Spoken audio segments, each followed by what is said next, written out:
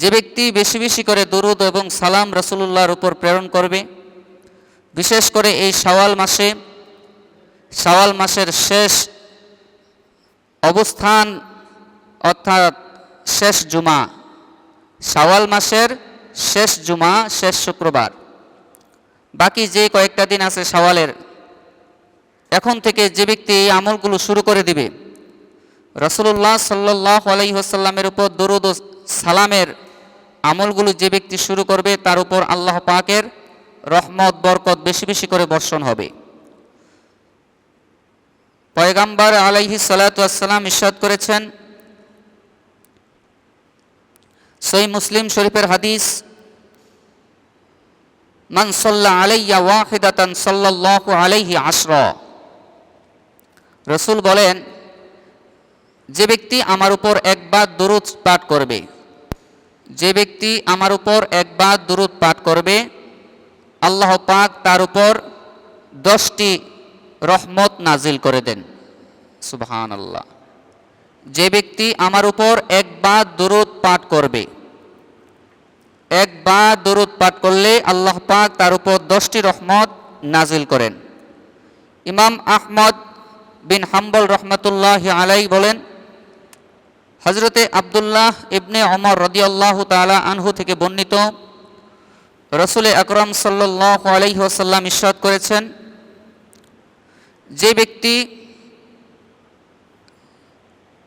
আমি রাসূলের উপর একবার দরুদ পাঠ করবে, আমার প্রতি একবার দরুদ পাঠ করবে, আল্লাহ সুবহানাহু ওয়া তাআলা এবং তার ফেরেশতাগণ তার উপর 70টি রহমত নাজিল করেন। সুবহানাল্লাহ। একবার দরুদ পাঠ করলে রাসূলের উপর 70টি রহমত আল্লাহ এবং তার ফেরেশতাগণ ওই ব্যক্তির উপর নাজিল করে দেয়। এখন বান্দা যদি ইচ্ছে করে, যদি এই রহমতগুলো বান্দার উপর প্রেরণ করতে চায়, তাহলে সে যেন বেশি বেশি করে দরুদ এবং সালাম প্রেরণ করে। একবার দরুদ পড়লে যদি 70টি সওয়াব পাওয়া যায়, 70টি রহমত পাওয়া যায়, এটা তো এক রাওয়ায়াতের বর্ণনা। যদি একবার পড়লে 70টি রহমত পাওয়া যায়, যে ব্যক্তি 100 বার পড়বে, তাহলে তার উপর কতগুলো রহমত নাজিল হবে? দৈনিক যে ব্যক্তি 500 বার পড়বে, যে ব্যক্তি 1000 বার পড়বে, তার উপর কতগুলো রহমত নাজিল হবে? এটা চিন্তার বিষয়, এবং এটা অগণিত অসংখ্য সওয়াবের অধিকারী আমরা হব ইনশাআল্লাহ। ইমাম হাকিম রহমতুল্লাহি আলাইহি বলেছেন, তিনি তার সহিহ সনদে রওয়ায়াত করেছেন, হযরতে আবু তালহা রাদিয়াল্লাহু তাআলা আনহু থেকে বর্ণিত, তিনি বলেন, পয়গম্বর আলাইহিস সালাতু ওয়াস সালাম ইরশাদ করেছেন, ইন্নাহু আতানি মালাকুন ফাকালা ইয়া মুহাম্মদ ইন্না রাব্বাকা ইয়াকুল আমা ইউরদিকা আল্লা ইউসাল্লি আলাইকা আহাদুন মিন উম্মাতিকা ইল্লা সাল্লাইতু আলাইহি আশরা ওয়া লা ইউসাল্লিমু আলাইকা ইল্লা সাল্লামতু আলাইহি আশরা। পয়গম্বর আলাইহিস সালাতু ওয়াস সালাম ইরশাদ করেছেন, আমার কাছে একজন ফেরেশতা এসে বলল, আপনার প্রতিপালক বলেছেন যে আপনি কি এই বিষয়ের উপর সন্তুষ্টি নন যে উম্মত আপনার উপর একবার দরুদ পাঠ করবে, আল্লাহ পাক তার উপর 10টি রহমত বর্ষণ করেন? আপনি কি এই বিষয়টার উপর সন্তুষ্টি নয়? ওই ফেরেশতা নবীজির কাছে এসে বলল, ইয়া রাসূলুল্লাহ, আপনার উপর যে ব্যক্তি একবার দরুদ পড়বে, আল্লাহ তাআলা তার উপর 10টি রহমত বর্ষণ করেন, এবং যে ব্যক্তি একবার সালাম প্রেরণ করবে, আল্লাহ পাক আরও 10টা রহমত, 10টা বরকত ওই ব্যক্তির আমল নামায় আল্লাহ তাআলা দিয়ে দেয়। ইমাম তাবারানি তার মুআজামুল কাবীরের মধ্যে তিনি লেখেন, হযরতে ওমর ইবনুল খাত্তাব রাদিয়াল্লাহু তাআলা আনহু থেকে বর্ণিত, রাসূল আকরাম সাল্লাল্লাহু আলাইহি ওয়াসাল্লাম ইরশাদ করেছেন,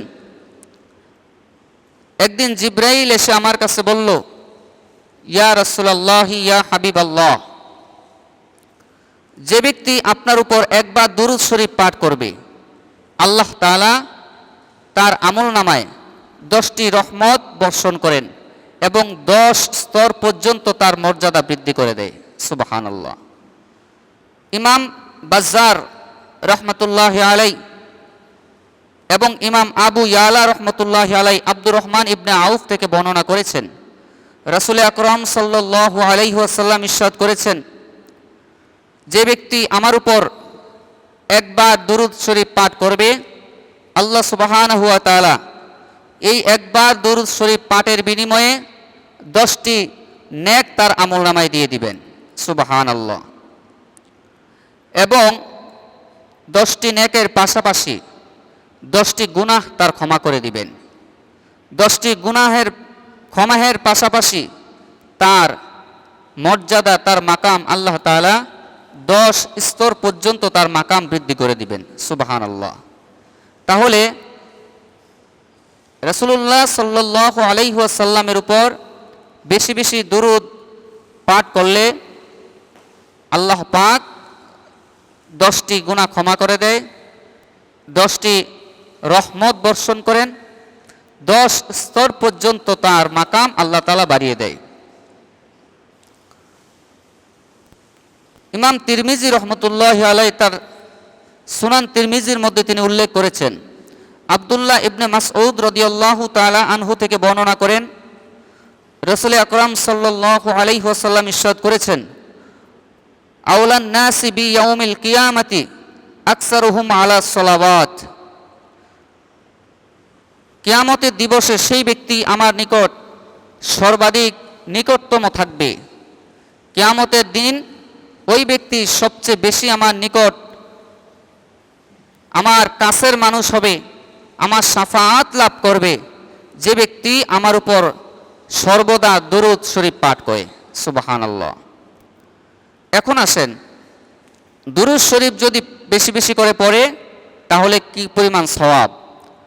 আর যদি এই দুরূদটা যদি আমরা না পড়ি, রাসূলুল্লাহ সাল্লাল্লাহু আলাইহি ওয়াসাল্লামের উপর যদি দুরূদ ও সালাম আমরা বন্ধ করে দিই কিংবা না পড়ি, তাহলে তার কি পরিমাণ শাস্তি হবে।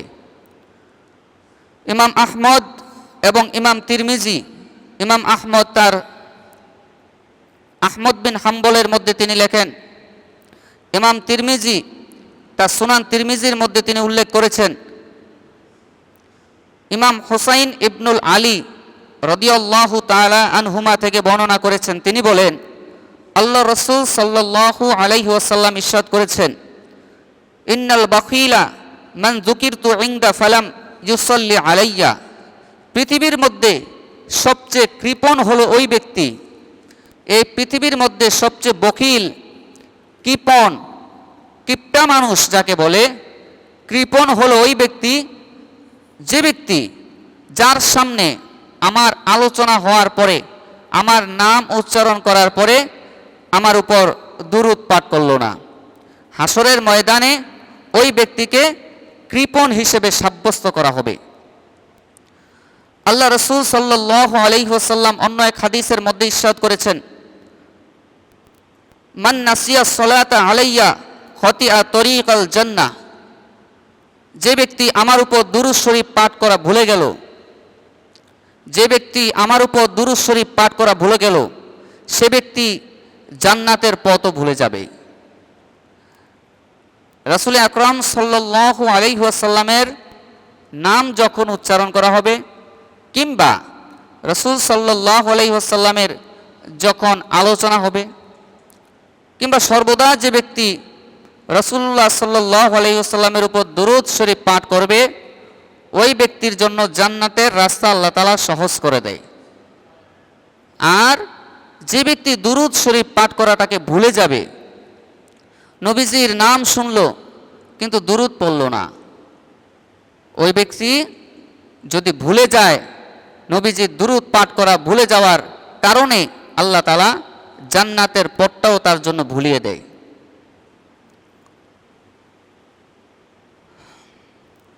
আল্লাহ রাসূল সাল্লাল্লাহু আলাইহি ওয়াসাল্লাম অন্য একটা হাদিসের মধ্যে বলেন, ইযা তুকফা হাম্মাকা ওয়া ইউগফারু লাকা যামবাকা।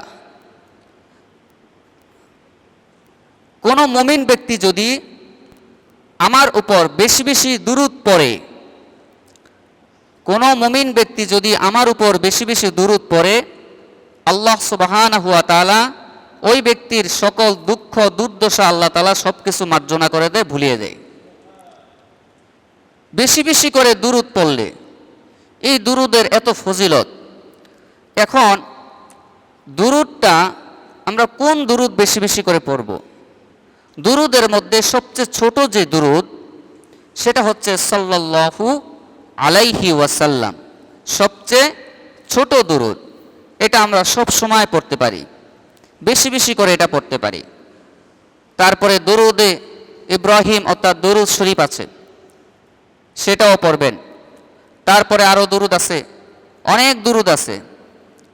সবচেয়ে মুহাদ্দিসিনে কেরামগণ আব্দুল হক মুহাদ্দিস দেহলভী রহমতুল্লাহি আলাই তার মাদারিজুন নবুয়তের মধ্যে তিনি লেখেন, যে ব্যক্তি এই দুরূদটা দৈনিক কমপক্ষে 10 বার করে পড়বে, আল্লাহুম্মা সল্লি ওয়া সাল্লিম আলা নাবিয়িনা মুহাম্মদ সাল্লাল্লাহু আলাইহি ওয়াসাল্লাম, আল্লাহুম্মা সল্লি ওয়া সাল্লিম আলা নাবিয়িনা মুহাম্মদ সাল্লাল্লাহু আলাইহি ওয়াসাল্লাম। এই দুরূদটা যে ব্যক্তি দৈনিক কমপক্ষে 10 বার পড়বে, আল্লাহ সুবহানাহু ওয়া তাআলা তার হাবিবের মাধ্যমে অর্থাৎ আমার নবী হাসরের ময়দানে তাকে সুপারিশ করা নবীর জন্য ওয়াজিব হয়ে যাবে। সুবহানাল্লাহ। বেশি বেশি করে পড়লে নেক আমল, এর পাশাপাশি দুরূদটা বেশি বেশি করে পড়লে আল্লাহ তাআলা তার মর্তবা বাড়িয়ে দিবেন। যত বড় বিপদ আপদ আছে আল্লাহ তাআলা বিপদ আপদগুলো আসান করে দিবেন। যত দুশ্চিন্তা আছে বেশি বেশি করে এই দুরূদগুলো পড়লে আল্লাহ তাআলা দুশ্চিন্তা দূর করে দিবেন। প্রিয় হাজিরিন,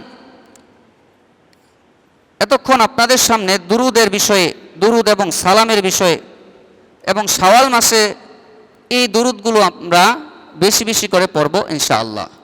শাওয়াল এখন থেকে যদি দুরূদের আমলগুলো আমরা শুরু করি,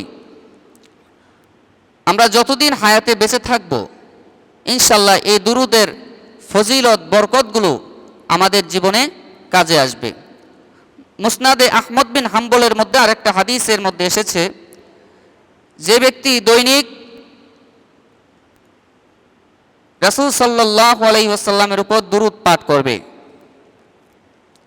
কয়বার? কমপক্ষে একবার। একবার দুরূদ পাঠ করলে আল্লাহ তাআলা তাকে 100টি রহমত তার উপর নাজিল করেন।